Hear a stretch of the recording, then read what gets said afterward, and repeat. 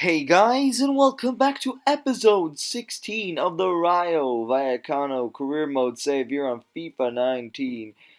As here's the first episode of the second season. Yes, right after the last episode where we did the little goal of the season and season 1 review. Here we're starting season number 2 here on episode number 16. There we see we're taking the European International Cup. And right after that, we're looking at our squad hub to look to who to sell and who not to sell. As we see, the first player we put on the transfer list is obviously Tito, but a lot of players have left us, as I said last episode, as well as we recalled the loan of Mavropanos, because I realized we had a lot of center backs and we didn't actually need to relook in that position. The only way I would relook in that position if we'd get someone better or equally as good as Jordi Amat, but younger. But for now, we haven't done that, and so I just recalled Mavropanos straight away. And the first transfer we look to bring in here is the young young Spanish cam, Sergio Gomez from Borussia Dortmund, the 18-year-old, 71 rated cam. Uh, is obviously is the first player that we tried bringing in the first few days of the transfer window. As we first tried offering Bangura, that didn't work, and then we offered 4.2 million, which they rejected, and which they counteracted to offering 5.7 million. But we said no, 4.9. They said 5.7, and we just said okay.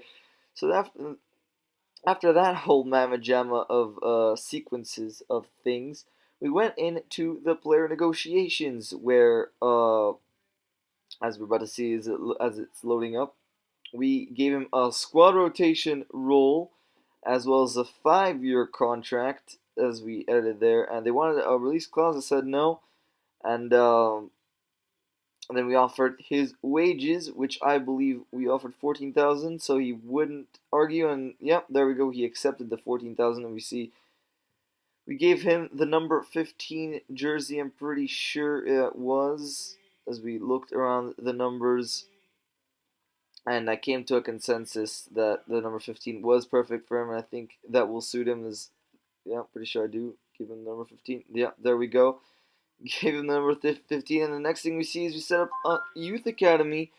The youth academy, obviously, we didn't have last season, and this season, one of our objectives is to have a stable youth academy with 2 youth players. I'm pretty sure playing 50% of the games. One of them, obviously, will be Morgan, and the other one will be any of the players of choice in the youth academy. As we see there in the negotiations, the transfer hub, I added 2 new players, the regions of Zlatan Ibrahimovic and Henry Ekdal. I'm pretty sure, yeah, I'm searching him up here, and Perara, who is the region of Casillas, and I'm looking, and there we see them. There we see me scouting him as I search his name in the search bar. As we go to a negotiation for Al Hassan Bangura, who played pretty well last year, 71 rated, not bad. He came on as a substitute in most games.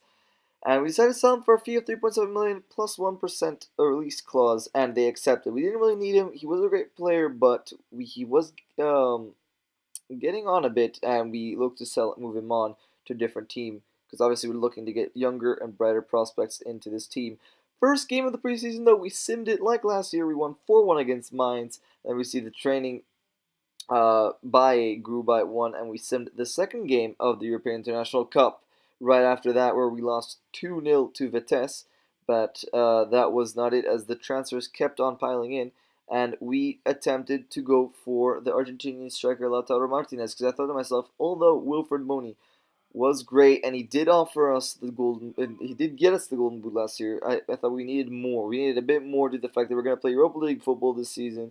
Obviously, Alex Alegria and Raldo Tomas aren't in our team, sorry, because they left due to the fact that their loan spells expired. I thought we needed another striker, and the offer that we gave Inter, the 21 million, was rejected. So the search for striker still moves on. We see there we looked at a few people from the free agents list, and this Peter Exerly, I think, was the guy who most impressed me. There, I think I release Ryan Chabola from the shortlist, as well as Zubiara. He was a Spaniard that I thought was good, but no, not good enough. As we sim our third and final group game match of the European International Cup against Leeds, where we won 3-1. Olmo, Diaz, and Boney getting on the score sheet. Obviously, the search for a striker still goes on because we really have only one striker in our team right now. But I'm pretty sure if we sign Henry Ekdal or someone, which I'm looking to do because he is Latins region, and if we get a few players from the academy, things can go well for us, and I might not need to buy a striker this window, as we see that we won the semifinals against Anderlecht 1-0, which meant that we were playing the finals, and obviously I done that last season, and I'm doing it this season. We got to the finals, so I'm playing it. As you see, our starting 11 is there. Velasquez is on international duty, pretty sure playing the Copa America, so we had Juan Foyth, who in real life, as I mentioned before, scored. So congratulations for getting his first goal in Spurs in real life. So he was playing in this match. And 26 minutes in, the first out of the game falls to Vitesse, in which they took a shot, but was straight down the goalkeeper's throat. Easy save. Caught that every day of the week, and it was a brilliant save. Not brilliant save, an easy save. As Taylor Morgan had a pop shot 29 minutes into the match as well. We had a chance then. It was Moreno who came down running, and it found Morgan. Morgan who found Wilfred Boney, and Wilfred Boney does not miss those. So he puts us 1-0 ahead, and he starts off right where he left off last season, which was scoring goals. But Taylor Morgan, with obviously this isn't an official match, but he gets another assist. Last season he got an assist. He gets another assist, an unofficial assist. And Taylor Morgan's looking very promising. He's 67 rated now, slowly getting up there, our Sky Future Star. And I'm looking forward to see what the future holds for this guy. Really impressive, and I'll see what the future holds for him in this team. As we see there, Sergio Gomez sitting on the bench celebrating. We did put Sergio Gomez on the bench, but as halftime went by, we did bring Sergio Gomez on. I think you'll see that in a sec. 1-0 was the halftime score for us, as Brahim Diaz finding Sergio Gomez, yes, was the first out of the second half. Sergio Gomez took it past one, took a strike on, but the keeper with an easy save. As we made 3 substitutions in the 61st minute, it was by Montiel and Akeem. Montiel obviously being on loan last season, I wanted to see what he offered to this team. So Montiel coming on as well. In the 64th minute, though, we were battling on with the ball, made a mistake, but Alberto's blushes. Alberto did spare his blushes, that's what I meant to say, as the ball went over the bar, as well as we had a chance in the 83rd minute, which also missed the post by a bit, but the score still remained the same. They had a chance in the 88th minute, which was turned out for a corner by our captain Alberto, and from that resulting corner, Behrens whipped the ball in, and they equalized. I'm sorry for the long pause there, it just had to be intense. And they equalized in the 89th minute, 1-1. I would say undeserved, but it was 1-1.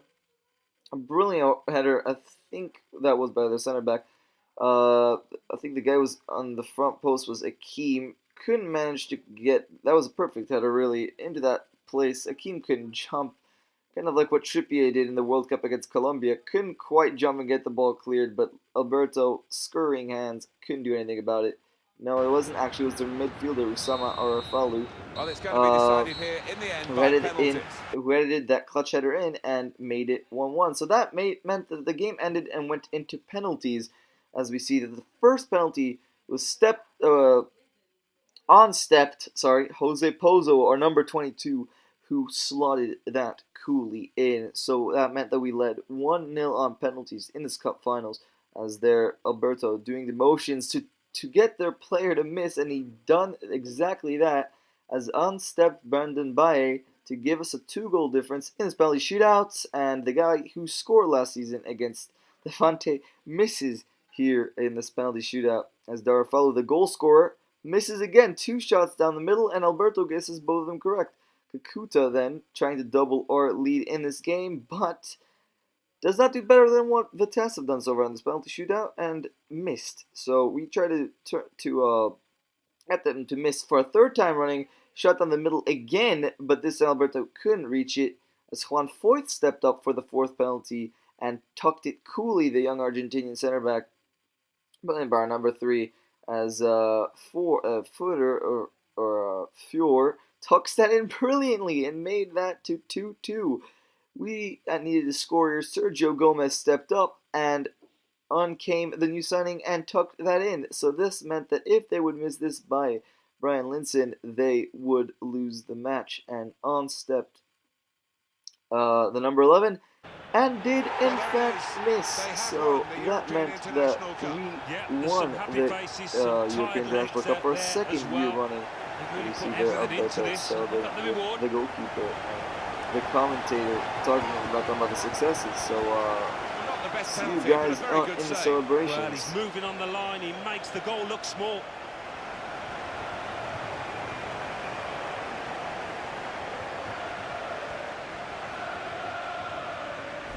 So a successful pre-season tournament here for them. They hold aloft the European International Cup. Yeah, well done to all concerned. And I think they've enjoyed it, actually, taking part in this tournament over the course of the last few days, weeks. So a successful pre-season tournament here for them. They hold aloft the European International Cup. Yeah, well done to all concerned. And I think they've enjoyed it, actually, taking part in this tournament over the course of the last few days, weeks.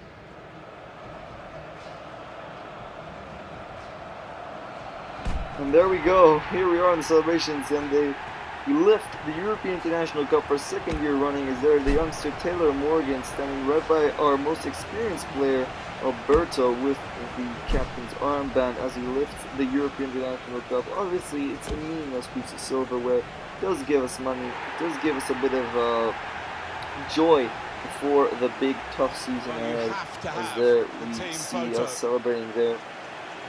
Brandon Baye and Sergio Gomez having the lot of it lying down right next to the trophy. But that wasn't it for this episode. This isn't it for this episode. We do finish the European International Cup, but we go immediately into transfers. Emiliano Rigoni, the 80-rated player with 4-star, 5-star. 5-star week for 4-star skill moves. Impressive by him. 26 years old, 80-rated. Still has some room to grow, and I thought, why not go in for him? But instead of playing him as right mid, because he has such good technical abilities, I thought, why not play him in the middle as a replacement player for Alvaro Medran in this season?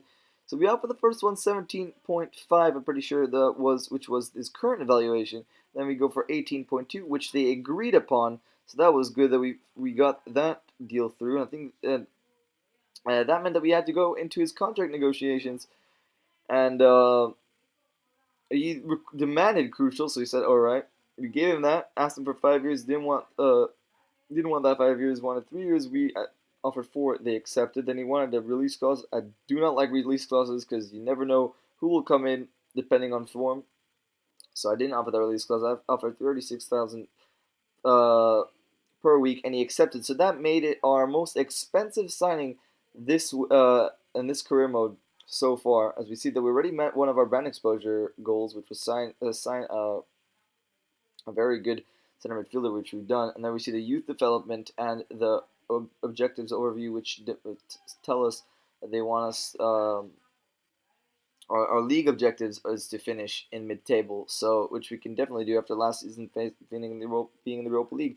As we give our number 13 to Emiliano Rigoni, as we get our scout reports back for a couple players we've been scouting there. We see as strikers, for example, Giovanni Simeone, Andrew Silva are the types of strikers I'm trying to bring in because Lautaro Martinez is not working so far. So just so we could have backup for Wilfred Boney or play alongside or before Boney, as we look to get another signing in the back pocket. Pablo Maffeo, the former Man City youngster, 22-year-old, 79-rated player. They accept the deal, so we're splashing in the cash here with Rayo Vallecano as they accept it because we need that right back because Advíncula is left and Tito is too old and we want to move him on.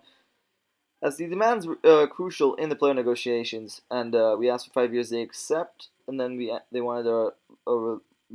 wanted no release clause as they demanded $23,000 a week, and I think I just agreed to that. Yeah, so that will be it for this episode, guys, as we give the number 2 to Pablo Maffeo. I hope you guys all enjoyed this episode, and I'll see you all later for episode 17 for the opening of the Liga season. Peace.